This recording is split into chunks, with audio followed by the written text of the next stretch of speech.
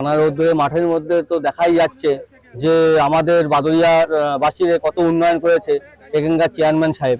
তিনি এই মাঠের মধ্যে তার উপার্জন মানে মানুষের গরিব মানুষের টাকা লুট করে মানুষের টেলিফোন টাকা সোনা মানে সবকিছু লুট করেছে। লুট করে তিনি এখন বাঁচানোর জন্য মাঠের মাঝখানে গর্ত খুঁড়ে তার মধ্যে তার ওই জমানো সঞ্চয় সব এক জায়গায় করেছে। কিন্তু উন্নয়ন তো বোঝা গেছে কতটা উন্নয়ন হয়েছে, বাংলা বাদুড়িয়ার মানুষ বুঝে গেছে যে উন্নয়ন বলে কিছু তো হয়নি। বি ক্যাটাগরি পৌরসভা জানতাম, কিন্তু এখন আমি দেখছি উন্নয়নের জন্য বাদুড়িয়াবাসী এই ক্যাটাগরিতে চলে গেছে, চেয়ারম্যান উন্নয়ন হয়েছে এই ক্যাটাগরি হয়ে গেছে। পলিব্যাগের মধ্যে সাধারণত তো এরা তো উন্নয়ন বলতে কোনো কিছু সাধারণ মানুষ যদি একটা বিল বা কোনো কিছু কোনো কাজ নিয়ে যেত, চেয়ারম্যান আগে দরকার ছিল পয়সাটা হলো চেয়ারম্যানের মেন উদ্দেশ্য ছিল। সে সাধারণ মানুষ যদি কোনো উপকার আজ পর্যন্ত কেউ উপকার পায়নি, যদি ঘরের জন্য কেউ বিল ছাপিয়ে যেত, একটা আমার জনসংখ্যা শোনা যেত 5,000 10,000 তাদের 15,000 20,000 ঘর দেওয়ার নাম করে অনেকে টাকা নিয়েছে।